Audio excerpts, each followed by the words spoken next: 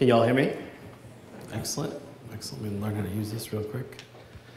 So I wrote a book about thinking, stepping back, doing time for reflection. I'm going to show you some evidence very shortly that, generally speaking, leaders and organizations aren't thinking very much these days. And it turns out we're a bit distracted. It turns out we have a lot of information coming at us. And it turns out in 15 minutes I can't possibly distill 3 years of my research down to everything that is in my book. So this is the first plug for my book. It's a good book. And there's a couple of copies that Steve was kind enough to buy. But today I want to share with you a couple of anecdotes of the research journey that I went on to think about the state of thinking inside organizations today. That's government, that's commercial. I see a lot of folks on BlackBerrys here, a lot of folks trying to multitask. I hit it really hard in my books, folks, because I've looked at it every way you possibly can. Multitasking is an impossibility. It is simply impossible to do two technology tasks at the same time and have the same efficacy.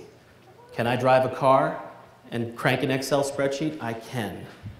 But the numbers will be meaningless, and I'm probably going to kill someone. So if I've got about 15 minutes, and if I can get you off the BlackBerrys for a little bit, or off the iPad, hang with me, because I'm going to take you inside some data. I'm going to take you inside the state of thinking. But I'm going to begin with an anecdote. I wondered what the calculation was. This is the Twin Towers, by the way. This is a view that I used to have. My dad had the 100th floor corner office of the North Tower when I was a little boy. I wondered how many hours from the time the planes flew into that and we heard the word bin Laden to the day that we actually captured him. I actually questioned that. I said, how many hours is it?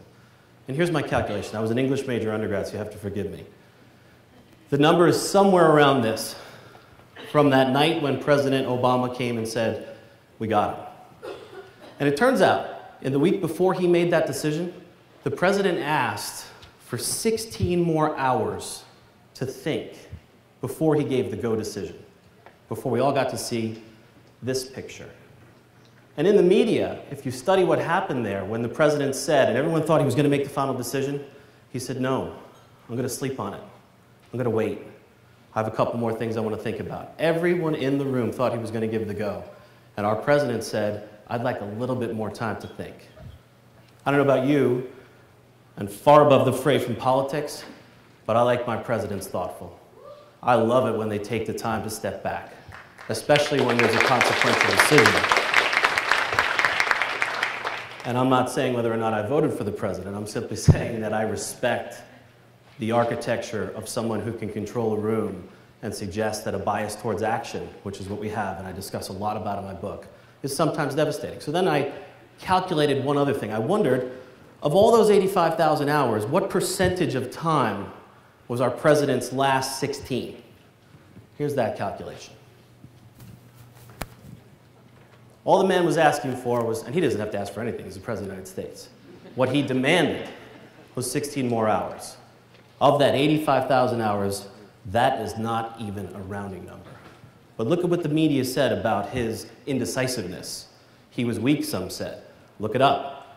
I couldn't believe it, because I think it's a great indication in our society that even when our leaders choose to think, they get attacked. We've got to do better than that, folks. But then let's bring it into this room a little bit. I'm going to brand all of us knowledge workers.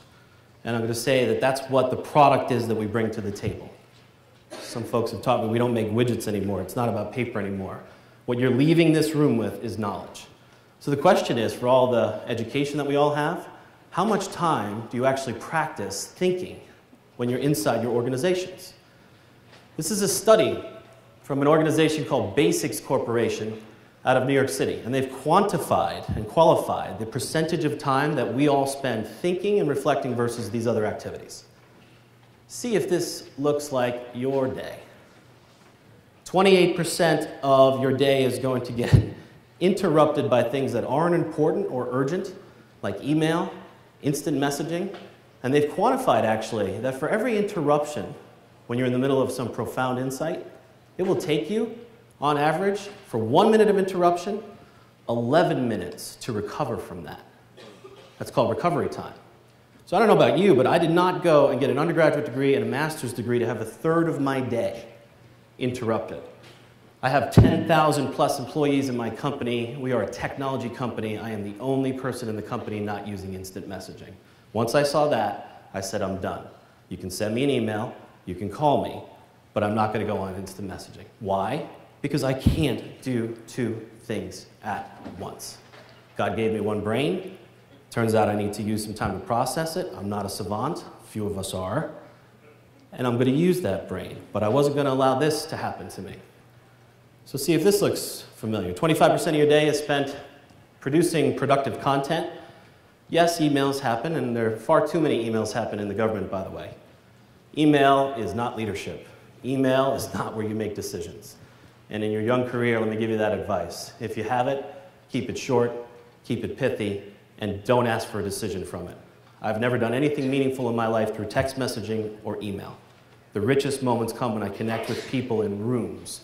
Emails for information, and that has value, so keep it tight. But there it is. 25% of your day is going to be spent writing email and doing these sorts of things.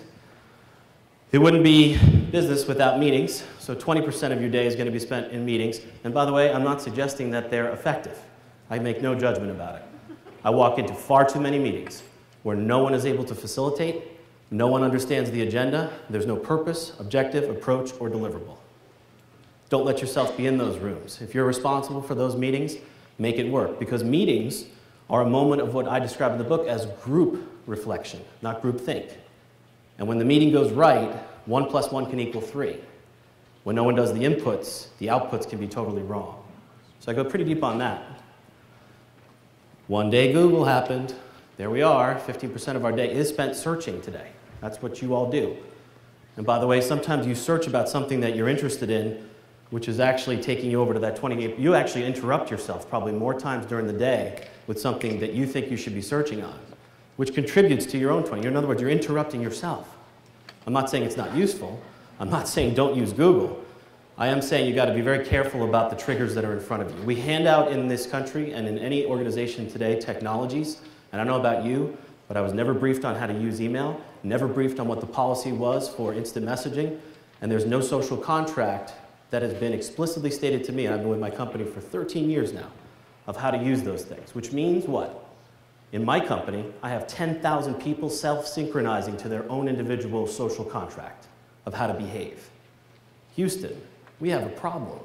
When you talk about an agency that has 10, 20, 30, 40, 50, 100,000 people, and there's everyone self-synchronizing, it's going to eat a lot of think time. So here's the kicker. This first study from Basic several years ago said it was 12% of your day was thinking and reflecting. By the time I finished the book, the number's down to 5% of your day is spent thinking and reflecting. That profound piece of insight. So you can argue with it.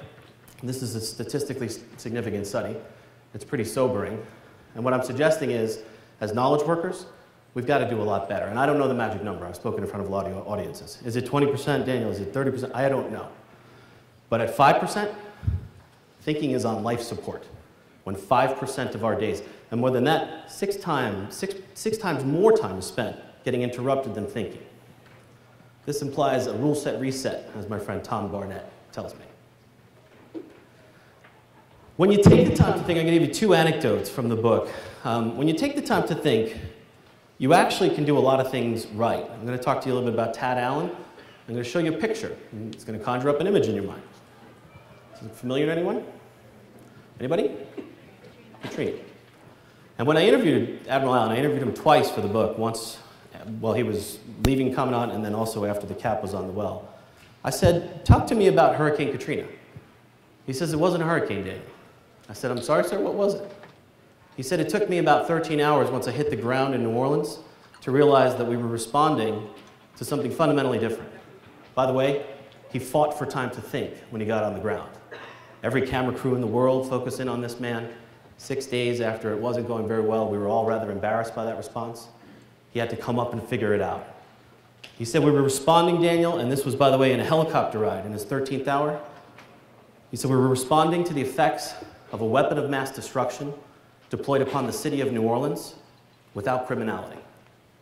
He said, so when you show up with the hurricane book and it's a WMD without criminality, it's a totally different game plan. And it was 13 hours of thinking. By the way, he had a lot of action to do. Leaders can't think all the time. Leaders have to act. But I offer this as a great example of how many times you get in rooms and someone says, well, this is the problem. Is it?